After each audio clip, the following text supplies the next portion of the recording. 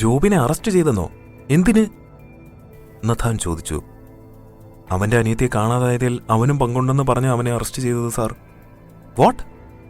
ജാനറ്റിനെ കാണാതായതിൽ ജോബിന് പങ്കുണ്ടെന്നോ? ലക്കി ഒന്നും മനസ്സിലാകാതെ നഥാനെ നോക്കി. നിങ്ങൾ പൊക്കോ, ഞങ്ങൾ വരാം. അവർ പോയപ്പോൾ നഥാൻ ലക്കിയെ നോക്കി. ലക്കി, ഞാൻ പറഞ്ഞില്ലേ, ഇതാണ് യഥാർത്ഥ കളി. ജോബിനെ അറസ്റ്റ് ചെയ്ത് ആർട്സ് നിർത്തലാക്കാനുള്ള കളി. ലക്കി, നീ കോളേജ് രജിസ്ട്രാറിനെ വിളിച്ച് ആർട്സ് ക്യാൻസൽ ചെയ്യാൻ പറ. ക്യാൻസൽ ചെയ്യാനോ? നീ എന്തൊക്കെയായി പറയുന്നത്? ആർട്സ് നടത്തണമെന്ന് പറഞ്ഞിട്ട്? ഇപ്പോൾ പറയുന്നു ക്യാൻസൽ ചെയ്യാൻ, അല്ലെങ്കിൽ ജോബിന് പിന്നാലെ ഇനിയും അറസ്റ്റ് നടക്കും കോളേജിനകത്ത്. എനിക്കൊന്നും മനസ്സിലാകുന്നില്ല. അന്നേരമാണ് 2 പോലീസ് ജീപ്പ് ബംഗ്ലാവിന് മുന്നിൽ വന്ന് നിന്നത്. അതിൽ നിന്ന് പോലീസുകാരിറങ്ങി. ആരാണ് നഥാൻ ഡാനിയൽ? SI ചോദിച്ചു. ഞാനാണ് നഥാൻ. നഥാൻ അവിടേക്ക് ചെന്നു. എന്താ സാർ? ഞങ്ങൾക്ക് നിങ്ങളുടെ കോളേജ് ഒന്ന് സെർച്ച് ചെയ്യണം. എന്തിന്? ഓർഡറുണ്ട് മിസ്റ്റർ ഡാനിയൽ. നിങ്ങളുടെ കോളേജിൽ മയക്കുമരുന്ന് ഉപയോഗം കൂടുതലാണെന്ന് കംപ്ലൈൻറ്റ് കിട്ടിയിട്ടുണ്ട്. അതിൻ്റെ തുടർച്ചയാണ് ജാനറ്റിൻ്റെ തിരോധാനവും. പ്രൈമറി ഇൻവെസ്റ്റിഗേഷനിൽ ജാനറ്റിൻ്റെ സഹോദരനും ഈ കോളേജ് യൂണിയൻ ചെയർമാനുമായ ജോബിന് അതിൽ പങ്കുണ്ടെന്ന് തെളിഞ്ഞു. ഞങ്ങൾക്ക് സെർച്ച് ചെയ്യണം. ഓക്കെ. എന്തൊക്കെയാണ് നഥാ ഇത്? പോലീസുകാർ കോളേജിലേക്ക് പോയപ്പോൾ ലക്കി നഥാനെ നോക്കി. നിനക്കിപ്പോഴും മനസ്സിലായില്ലേ? ആർട്സ് നടക്കാതിരിക്കാനുള്ള പ്ലാനാണിത്. സാത്താൻ എത്രത്തോളം ഇവിടെ ഉള്ളവരിൽ ആഴത്തിൽ പതിഞ്ഞു എന്നതിൻ്റെ വേറെ തെളിവ് വേണോ ഇനി? നീ നോക്കിക്കോ, കോളേജിൽ നിന്ന് അവർക്ക് മയക്കുമരുന്ന് കിട്ടും. ഇതൊക്കെ എലീനയുടെ അല്ലെങ്കിൽ അവൾക്ക് മേലെ ഉള്ളവരുടെ പ്ലാനാണ്. പക്ഷേ അപ്പോൾ പ്രാർത്ഥന നടക്കില്ലേ? ഇല്ല, പ്രാർത്ഥന നടക്കില്ല. നീ എന്തൊക്കെയോ പ്ലാൻ ചെയ്തിട്ടുണ്ടെന്ന് തോന്നുന്നു. വാ, കോളേജിലേക്ക് പോകാം. നഥാനും ലക്കിയും കോളേജിലേക്ക് നടന്നു. എലീനയും ആൽവിനും മറ്റ് സ്റ്റാഫുകളും കുറച്ച് കുട്ടികളും കോളേജിലുണ്ടായിരുന്നു. എലീനയുടെ മുഖത്തെ ചിരി നഥാൻ ശ്രദ്ധിച്ചു. പോലീസ് ഓരോ ക്ലാസ് റൂമിലും കയറി തിരിഞ്ഞുകൊണ്ടിരുന്നു. സാർ! കോൺസ്റ്റബിളിന്റെ വിളി കേട്ട് എല്ലാവരും അങ്ങോട്ട് നോക്കി. അയാളുടെ കയ്യിൽ ഒരു പൊതിയുണ്ടായിരുന്നു. SI അത് വാങ്ങി നോക്കി. കണ്ടല്ലോ, ബ്രൗൺ ഷുഗർ. SI അത് ഉയർത്തിപ്പിടിച്ചു. ഇതെങ്ങനെയാണോ ഇവിടെ എത്തിയത്? അയാൾ കുട്ടികളോട് തട്ടിക്കയറി. ഞങ്ങൾക്കറിയില്ല സാർ, കുട്ടികളിൽ ഒരാൾ പറഞ്ഞു. പിന്നെ നിന്റെയൊക്കെ തന്തയാണോ ഇതൊക്കെ ഇവിടെ കൊണ്ടുവന്ന് വെച്ചത്? ഇവന്മാരെയൊക്കെ പൊക്കി ജീപ്പിലിട്.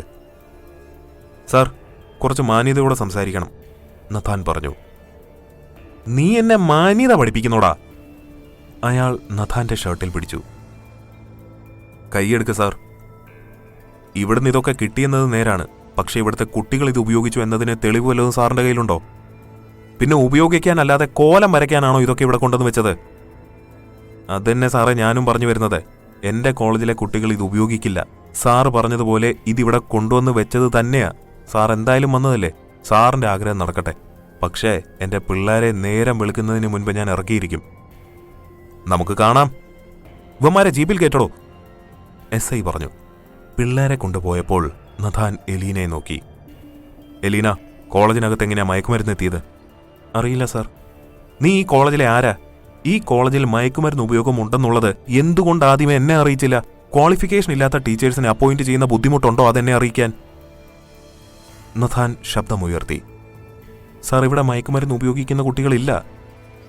ഓഹോ, എന്നിട്ട് SI ഇവിടെ കഥാപ്രസംഗം നടത്തുമ്പോൾ മാഡം എലീന എന്തുകൊണ്ട് മിണ്ടിയില്ല? നഥാന്റെ ചോദ്യങ്ങൾ കേട്ട് എലീനയ്ക്ക് ദേഷ്യം വന്നു തുടങ്ങി. എടാ, കുട്ടികൾ ഇവിടെ ഡ്രഗ്സ് ഉപയോഗിച്ചതിന് നീ എലീനയോട് ചൂടായിട്ട് എന്താ കാര്യം? പിന്നെ കോളേജിലെ പ്രിൻസിപ്പളായ എലീനയോടല്ലാതെ ഇതാരോടാ ഞാൻ ചോദിക്കേണ്ടത്?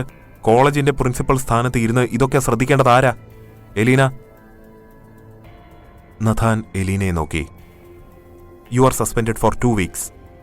Sir, no more explanation. ഇതിനെക്കുറിച്ച് ഞങ്ങൾ അന്വേഷിക്കട്ടെ. ഇനി ഏഥൻ ആർട്സ് കോളേജ് പ്രിൻസിപ്പളായി എലീന വേണമോ വേണ്ടയോ എന്ന്. ലക്കി, കുട്ടികളെ ഇറക്കണം. വാ, പോകാം. തനിച്ചിരിക്കാൻ പേടിയുണ്ടോ? നഥാൻ കാദറിനോട് ചോദിച്ചു. അവൾ ഇല്ലെന്ന് തലയാട്ടി. പോയി കുട്ടികളെ ഇറക്കിക്കൊണ്ടുവാ. അവൾ ആംഗ്യം കാണിച്ചു. പോയി വേഗം വരാം. നഥാൻ അവളുടെ നെറ്റിയിൽ ചുംബിച്ചു. നഥാൻ ഹാളിലേക്ക് ചെല്ലുമ്പോൾ ലക്കി ഉണ്ടായിരുന്നു അവിടെ. പോകാം. ലക്കിയും നഥാനും പോലീസ് സ്റ്റേഷനിലേക്ക് പുറപ്പെട്ടു. ഇതിൽ നിന്റെ വല്ല കളിയുമുണ്ടോ എലീന? ആൽവിൻ ചോദിച്ചു. ജോബിന് പണി കൊടുക്കണമെന്നേ ഉണ്ടായിരുന്നുള്ളൂ. പക്ഷേ ഇതൊന്നും ഞാനല്ല ചെയ്തത്. എലീന ആൽവിനോട് കള്ളം പറഞ്ഞു. പിന്നെങ്ങനെ?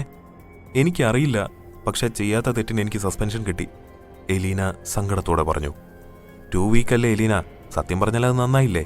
ആർട്സ് നടക്കുമെന്ന് തോന്നുന്നുണ്ടോ? കോളേജ് യൂണിയൻ ചെയർമാൻ അടക്കം കുറച്ച് പിള്ളേർ ജയിലിലായി. നഥാനും ലക്കിയും അതിനു പിന്നിൽ നടക്കും. പിന്നെന്താ പേടിക്കാനുള്ളത്? പ്രാർത്ഥന നടക്കുമല്ലോ. നടക്കും. അവൾ ആൽവിനെ കെട്ടിപ്പിടിച്ചു. പക്ഷേ ഊമയായ പെൺകുട്ടി? അതോർത്ത് മോൻ പേടിക്കണ്ട, അതൊക്കെ റെഡിയായി. അവൾ ആൽവിൻ്റെ കവിളിൽ ചുംബിച്ചു. ഡ്രിങ്ക്സ് എടുക്കട്ടെ ആൽവിൻ? വേണോ? വേണം. എലീന തൻ്റെ റൂമിലേക്ക് പോയി. ഗ്ലാസിൽ മദ്യമൊഴിച്ച് ഒരു ഗ്ലാസ് മദ്യത്തിന് പുറമെ അവൾ ഒരു കടലാസ് തുറന്ന് അതിലേക്കൊരു പൊടിയിട്ടിളക്കി.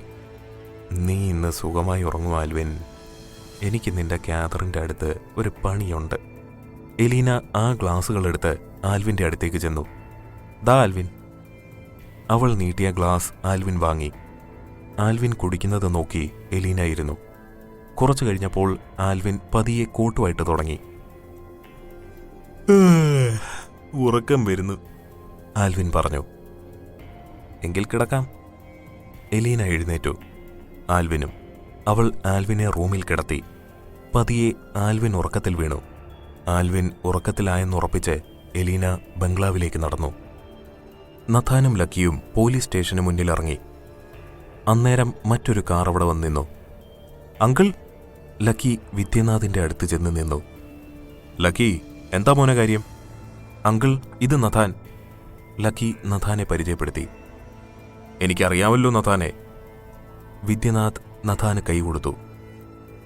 എന്താ എന്നോട് വരാൻ പറഞ്ഞത്? ലക്കി കാര്യങ്ങൾ വിദ്യനാഥിന് വിവരിച്ചു കൊടുത്തു. അങ്ങനെയാണോ? എങ്കിൽ വാ, ഞാൻ സംസാരിക്കാം. വിദ്യനാഥിനൊപ്പം നഥാനും ലക്കിയും പോലീസ് സ്റ്റേഷനകത്തേക്ക് കയറി. ഞാൻ SP വിദ്യനാഥ്. അയാൾ സ്വയം പരിചയപ്പെടുത്തിയപ്പോൾ SI എഴുന്നേറ്റ് നിന്ന് സല്യൂട്ട് അടിച്ചു. എന്താ സാർ? അയാൾ വിനീതമായി ചോദിച്ചു. എടോ, ഇവിടെ താൻ കുറച്ച് പിള്ളേരെ കസ്റ്റഡിയിൽ എടുത്തിട്ടുണ്ടല്ലോ, മയക്കുമരുന്ന് കേസെന്ന് പറഞ്ഞിട്ട്. സാർ, അത് കോളേജിൽ നിന്ന് മയക്കുമരുന്ന് കണ്ടെടുത്തു, അതുകൊണ്ട്.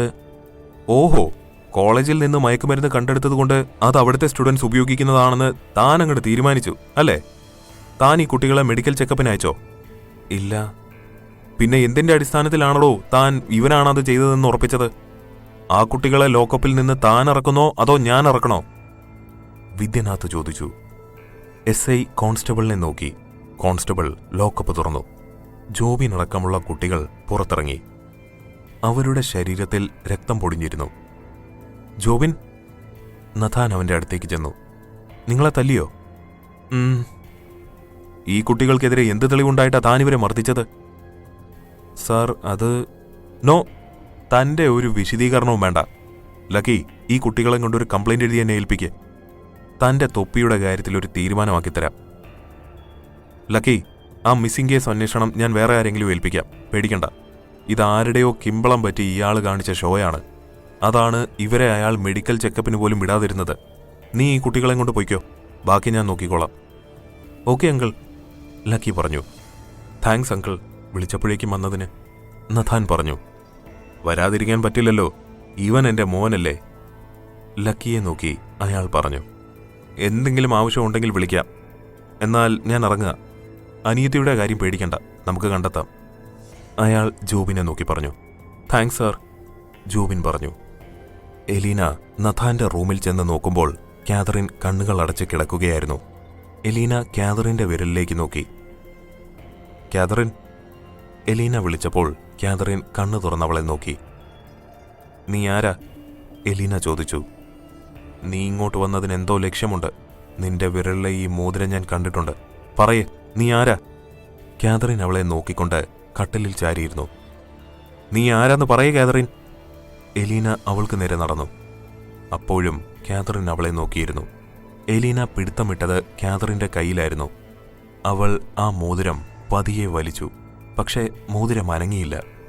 എലീന തന്റെ സർവ്വശക്തിയുമെടുത്ത് മോതിരം വലിച്ചു. മോതിരം അനങ്ങിയില്ല. കാതറിൻ അവളെ നോക്കിയിരുന്നു. എലീന നോക്കുമ്പോൾ കാതറിന്റെ മുഖത്ത് ഒരു ചിരിയുണ്ടായിരുന്നു. ദേഷ്യം കയറിയ എലീന കാതറിന്റെ മുഖത്തേക്ക് അടിക്കാനായി കൈ ഉയർത്തിയതും കാതറിൻ തന്റെ കൈ ഉയർത്തി മോതിരവിരൽ നീട്ടിയതും കൈ ഉയർന്നു നിന്നു. കാതറിൻ തന്റെ കയ്യിൽ നിന്നും മോതിരം എളുപ്പമൂരിയെടുത്തു. എലീന, അവൾ വിളിച്ചത് കേട്ട് എലീന കാതറിനെ നോക്കി നിന്നു. നീ കാത്തിരിക്കുന്നവൻ ഇവിടെ എത്തുന്നതിനു മുൻപ് നീ അടക്കമുള്ള എല്ലാ സാത്താൻ സന്തതികളെയും ഞാൻ തീർക്കും. ഇപ്പോ ഞാൻ ആരാണെന്ന് നിനക്ക് മനസ്സിലായല്ലോ. കാതറിൻ മോതിരം തന്റെ വിരലിലിട്ട് അവൾക്ക് നേരെ നീട്ടിയതും അവളുടെ കൈ അനങ്ങി. അപ്പോ നീ ഏഥന്റെ കാവൽക്കാരിയാണ്. അവൾ മൂളി. അപ്പോ നിനക്കറിയാം ഏഥൻ ഇവിടെ എത്തുമെന്ന്. കാതറിൻ മൂളി. നീ മണ്ടത്തരം കാണിച്ചു കാതറിൻ. എലീന ഉറക്കെ ചിരിച്ചു. നീ വലിയ മണ്ടത്തരം കാണിച്ചു. ഇനി ഞങ്ങൾക്ക് ഏഥനെ കണ്ടെത്താൻ എളുപ്പമാകും. കാതറിൻ മോതിരം ഊരിക്കൊണ്ട് എലീനയെ നോക്കി. ഏഥൻ ആരാണെന്ന് എനിക്ക് മാത്രമേ അറിയൂ എലീന. എന്റെ നാവിൽ നിന്ന് അത് ആരാണെന്നറിയാൻ നിനക്കോ ജോഷിക്കോ കഴിയില്ല. ഞാൻ സംസാരിക്കണമെങ്കിൽ ഞാൻ തന്നെ തീരുമാനിക്കണം. ഈ മോതിരം എന്റെ കയ്യിൽ നിന്ന് ഊരാൻ എനിക്കും ഏഥനും മാത്രമേ കഴിയൂ. അല്ലാത്തിടത്തോളം ഇത് ഊരാൻ നിങ്ങൾക്ക് കഴിയില്ല. ഇതെന്റെ മോതിരവിരലിലിട്ടാൽ എന്റെ സംസാരശേഷി പോകും. ഏഥന്റെ കാവൽക്കാർ സ്വന്തം ജീവൻ ബലികൊടുത്തായാലും ഏഥന്റെ ജീവൻ രക്ഷിക്കുമെന്ന്. അതുകൊണ്ട് എന്നിൽ നിന്ന് ആരാണ് ഏഥനെന്ന് നീ അറിയില്ല. അറിയാനല്ലാതെയും വഴികളുണ്ട്. നിന്റെ മുന്നിൽ നിന്റെ കാമുകനെ തീർത്താൽ നീ പറയുമല്ലോ. എലീന അവളെ നോക്കി. എലീന, എനിക്ക് ഉത്തരവാദിത്തമുള്ളത് ഏഥനോട് മാത്രമാണ്. അതിനു മുന്നിൽ നഥാൻ ഒന്നുമല്ല. നഥാൻ എനിക്കൊരു വഴി മാത്രമാണ് ഇവിടെ എത്താൻ. അപ്പോ സത്യങ്ങളെല്ലാം അറിഞ്ഞില്ലേ? കാതറിൻ അവൾക്ക് നേരെ കൈ ഉയർത്തി ചിരിച്ചു. എലീനയുടെ കണ്ണുകൾ തനിയെ അടഞ്ഞു. എലീന, നീ ഇപ്പോൾ കേട്ടതെല്ലാം മറന്നേക്ക്. കാതറിൻ കൈവലിച്ചു. എലീന കാതറിനെ നോക്കി. ഞാനെന്തിനാ നിന്നെ കാണാൻ വന്നത്? എലീന ചോദിച്ചു. കാതറിൻ അറിയില്ലെന്ന് തലയാട്ടി. ഞാൻ പോവാ. എലീന എന്തോ ആലോചിച്ച് തിരിഞ്ഞു നടന്നു. നഥാനും ലക്കിയും കുട്ടികളെ ഹോസ്പിറ്റലിലാക്കി വരുമ്പോഴാണ് എലീനയെ കണ്ടത്. എന്താ എലീന ഇവിടെ? നഥാൻ ചോദിച്ചു. എലീന ഒന്നും മിണ്ടാതെ റൂമിലേക്ക് പോയി. ഇവൾക്കെന്ത് പറ്റി? ലക്കി നഥാനെ നോക്കി. എന്റെ കാതറിൻ.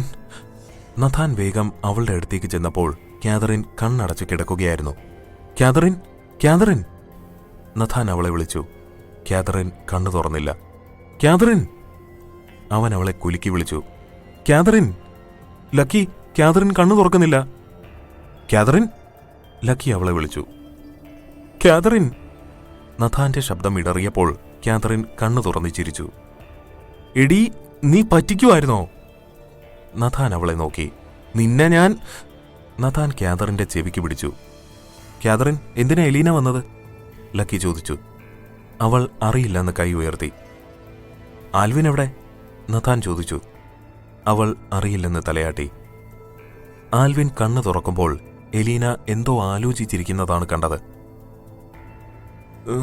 ഞാൻ ഉറങ്ങിപ്പോയി എലീന, സോറി, അവൻ പറഞ്ഞു. എലീന തിരിച്ചൊന്നും മിണ്ടിയില്ല. Elina, Elina! ആൽവിൻ അവളെ കുലുക്കി വിളിച്ചു. ആൽവിൻ! എലീന ആൽവിനെ നോക്കി. താനെന്താടോ കിളിപോയ പോലെ ഇരിക്കുന്നത്?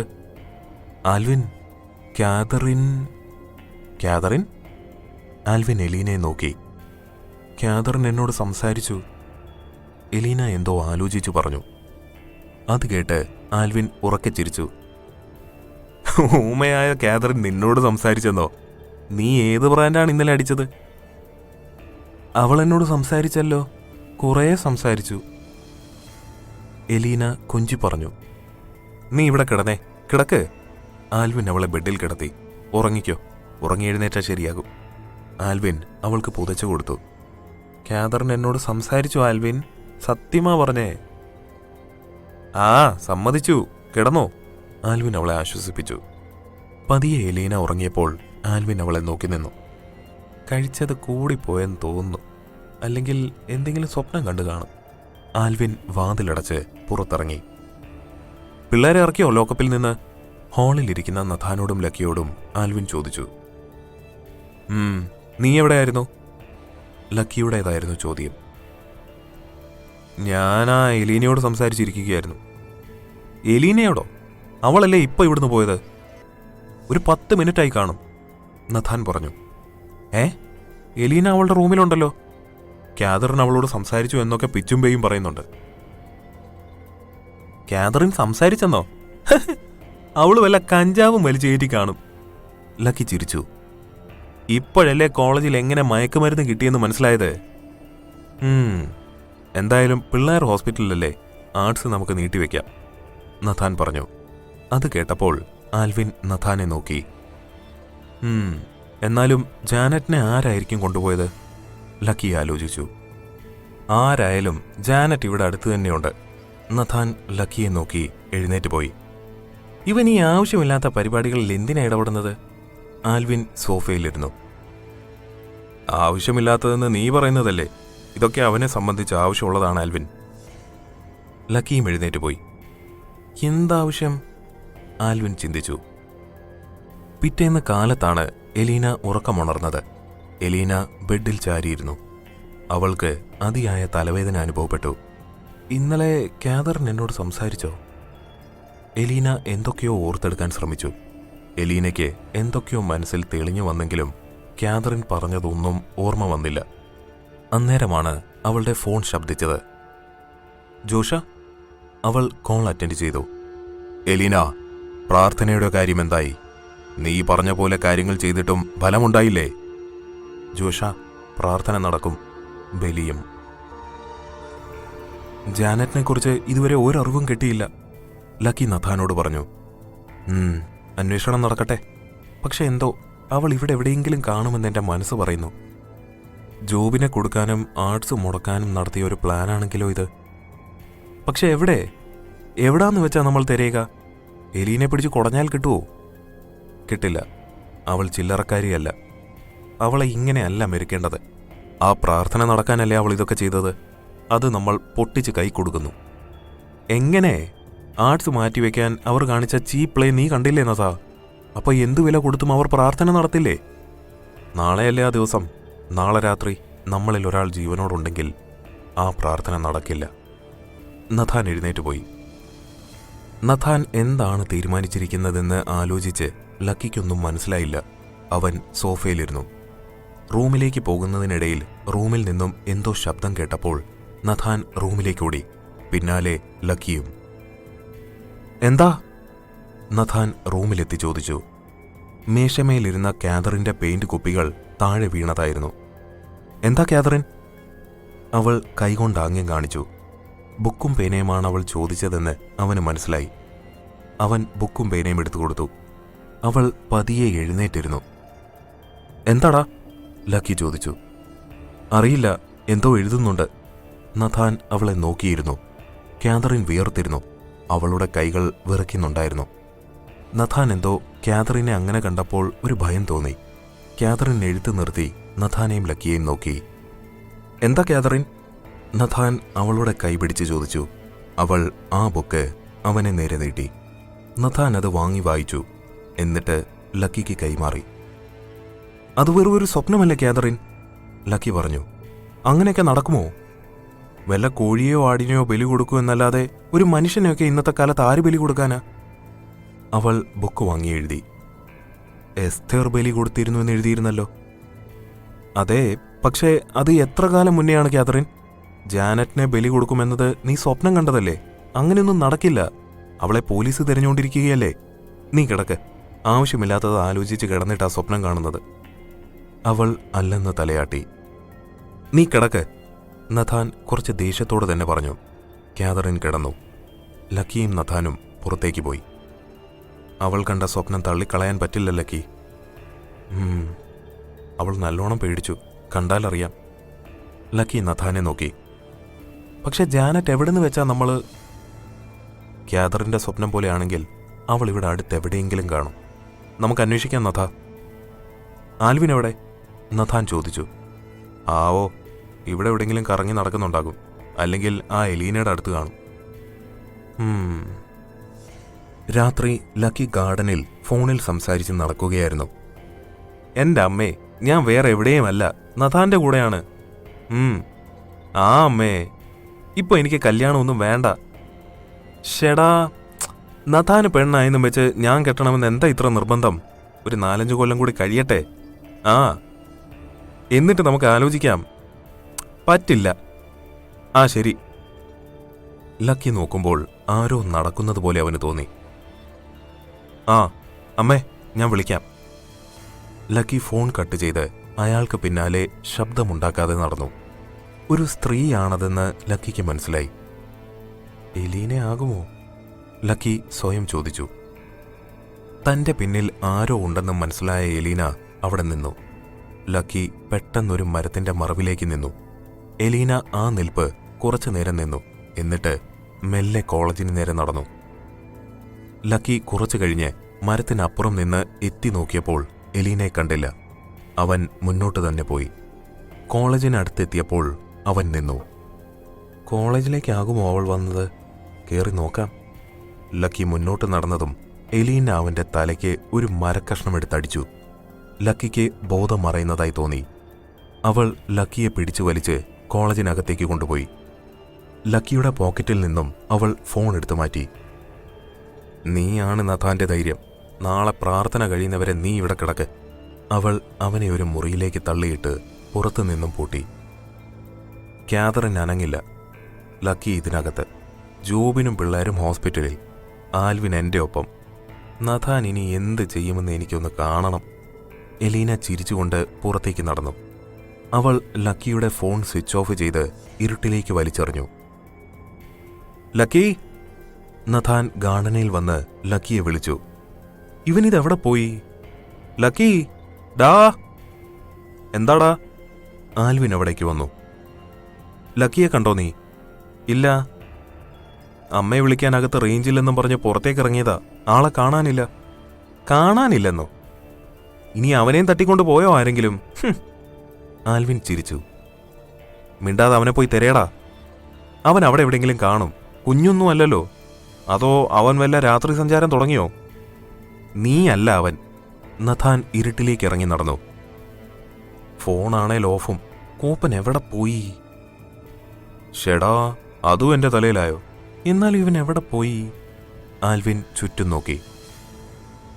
അവനെ ഇവിടെ ഒന്നും കാണുന്നില്ല, നഥാൻ കാതറിനോട് പറഞ്ഞു. ഫോൺ വിളിച്ചോ? അവൾ ആംഗ്യം കാണിച്ചു. ഓഫാണ്. എവിടെ പോയോ എന്തോ. ഒരു സമാധാനമില്ല. ഇനിയെങ്ങാനും വല്ല അപകടം? കാതറിൻ ഇല്ലെന്ന് തലയാട്ടി. അവൻ വരും. അവൾ ആംഗ്യം കാണിച്ചു. ആൽവിനെ പോലെ അല്ല ലക്കി. ബുദ്ധിയും ബോധവുമുണ്ട്. അതാണ് എൻ്റെ ഒരു ആശ്വാസവും. അവൻ വരുമല്ലേ? അവൾ മൂളി. കാതറിൻ ആശ്വസിപ്പിച്ചെങ്കിലും ലക്കി എവിടെ പോയെന്ന ചോദ്യം നഥാന്റെ മനസ്സിലെന്ന പോലെ കാതറിന്റെ മനസ്സിലുമുണ്ടായിരുന്നു. പക്ഷേ ചോദ്യങ്ങൾക്കുള്ള ഉത്തരം നാളെ കിട്ടുമെന്ന് കാതറിന് നിശ്ചയമായിരുന്നു. നാളെയാവാൻ എലീനേക്കാൾ കാത്തിരുന്നത് കാതറിനായിരുന്നു. ഏതന്റെ മണ്ണിൽ ഇനിയൊരു സാത്താൻ പ്രാർത്ഥന നടക്കരുതെന്ന് നഥാനേക്കാൾ കാതറിൻ മനസ്സിൽ ഉറപ്പിച്ചുകൊണ്ട് തന്റെ കാലിലേക്ക് നോക്കി. എന്റെ ആവശ്യത്തിനായി ഈ മോതിരത്തിന്റെ ശക്തി എനിക്ക് ഉപയോഗിക്കാൻ കഴിയില്ല. പക്ഷേ ഇത് നഥാന് വേണ്ടിയാണ്, ഏഥന് വേണ്ടിയാണ്. കാതറിൻ നോക്കുമ്പോൾ നഥാൻ ഉറക്കമായിരുന്നു. പപ്പ, ഇത് നഥാന് വേണ്ടിയാണ്. അങ്ങനെയല്ല, ഞാൻ ചെയ്യുന്നത് തെറ്റാണെങ്കിൽ എനിക്ക് ശിക്ഷ തരിക. കാതറിൻ മോതിരവിരൽ തന്റെ കാലിന് നേരെ നീട്ടി. കാതറിന്റെ കാലിലെ മുറിവുണങ്ങി. കാതറിൻ കാല് നിലത്ത് വെച്ചു. പിറ്റേന്ന് കാലത്ത് നഥാൻ ആൽവിന്റെ റൂമിലേക്ക് ചെന്നു. ലക്കി വന്നോടാ? ഇല്ല. നീ എങ്ങോട്ടാ? ഞാനൊന്ന് ലക്കിയെ നോക്കി വരാമെന്ന് കരുതി, ആൽവിൻ പരിഭ്രമത്തോടെ പറഞ്ഞു. നഥാൻ നോക്കി നിൽക്കെ ആൽവിൻ പുറത്തേക്ക് പോയി. നഥാൻ ഫോൺ എടുത്ത് വീണ്ടും ലക്കിയുടെ ഫോണിലേക്ക് വിളിച്ചു. ഓഫാണല്ലോ. ഇവനിതെവിടെയാ? നഥാന് തലയ്ക്ക് ഭ്രാന്ത് പിടിക്കുന്നത് പോലെ തോന്നി. അവൻ ഫോണെടുത്ത് വിദ്യാനാഥനെ വിളിച്ചു. ആൽവിൻ നേരെ പോയത് എലീനയുടെ അടുത്തേക്കായിരുന്നു. എലീന തന്റെ പ്രാർത്ഥന മുറിയിൽ പ്രാർത്ഥനയിലായിരുന്നു. എലീന? ആൽവിൻ വിളിച്ചപ്പോൾ എലീന തിരിഞ്ഞു നോക്കി. ആൽവിൻ! അവൾ ആൽവിനെ നോക്കി ചിരിച്ചു. ഇന്ന് നമ്മുടെ പ്രാർത്ഥനയാണ്. അവൾ ആൽവിന്റെ നെഞ്ചിലേക്ക് ചാഞ്ഞു. എലീന, നീ ലക്കിയെ ഇവിടെങ്ങാനും കണ്ടോ? അവൾ തല ഉയർത്തി ആൽവിനെ നോക്കി. ഇല്ലല്ലോ, ഞാൻ കണ്ടില്ല. എന്തേ? ഇന്നലെ മുതൽ അവനെ കാണാനില്ല. കാണാനില്ലെന്നോ? എവിടെ പോയി? അറിയില്ല. അവനെ അന്വേഷിക്കാനാണെന്നും പറഞ്ഞാ ഞാൻ അവിടെ നിന്ന് ഇറങ്ങിയത്. രാത്രിയല്ലേ പ്രാർത്ഥന? പക്ഷേ ആൽവിൻ വൈകിട്ട് മുതൽ എൻ്റെ ഒപ്പം വേണം കേട്ടോ. നമുക്ക് കുറേ കാര്യങ്ങൾ ചെയ്യാനുണ്ട്. എന്ത്? അതൊക്കെ ഉണ്ട് ആൽവിൻ. നീ ഇപ്പോൾ ബംഗ്ലാവിലേക്ക് പോയിക്കോ. ഞാൻ പള്ളിയിലേക്ക് പോവാ. പ്രാർത്ഥനയുടെ കാര്യങ്ങൾക്കായി അവിടെ കുറച്ച് പേര് വരും. നീ നഥാനെ ഒന്ന് സൂക്ഷിക്കണം. അവൻ അവളെ നോക്കി ചിരിച്ചു. ആൽവിൻ പോയപ്പോൾ എലീന തനിക്ക് മുന്നിലുള്ള എസ്തേറിന്റെ ചിത്രത്തിലേക്ക് നോക്കി കൈകൾ ഉയർത്തി എന്തോ ഉരുവിട്ടു. അന്ന് ഇരുട്ട് വേഗം ഭൂമിയിലേക്ക് പതിച്ചു. ആകാശവും ഭൂമിയും ഒരേപോലെ ഇരുട്ട് പുതച്ചു കിടന്നു. ബംഗ്ലാവിലെയും ഗാർഡനിലെയും വിളക്കുകൾ തെളിഞ്ഞു. ഇരുട്ടിൽ കിടന്നിരുന്ന ലക്കിക്ക് ബോധം തെളിയുന്നതായി തോന്നി. വേദന കൊണ്ട് അവനൊന്ന് ഞെരുങ്ങി. പതിയെ ബുദ്ധിമുട്ടി ലക്കി കണ്ണു തുറന്നപ്പോൾ കണ്ടത് ഇരുട്ട് മാത്രമായിരുന്നു. നഥാ! ലക്കി പതിയെ വിളിച്ചപ്പോൾ അടുത്തു നിന്നും ഒരു ഞെരുക്കം കേട്ടു. മെല്ലെ ലക്കി എഴുന്നേറ്റിരുന്നു. തലയ്ക്ക് പിന്നിൽ നല്ല വേദന തോന്നിയവന്. ആരുടെയോ മൂളൽ ലക്കി കേട്ടു. താൻ മാത്രമല്ല, ആരോ റൂമിലുണ്ടെന്ന് അവന് മനസ്സിലായി. ആരാ? അവൻ ചോദിച്ചു. അപ്പോഴും മൂളൽ മാത്രമായിരുന്നു മറുപടി. ലക്കി പതിയെ എഴുന്നേറ്റ് ചുമരിൽ തപ്പി സ്വിച്ച് കണ്ടെത്തി ലൈറ്റിട്ടു.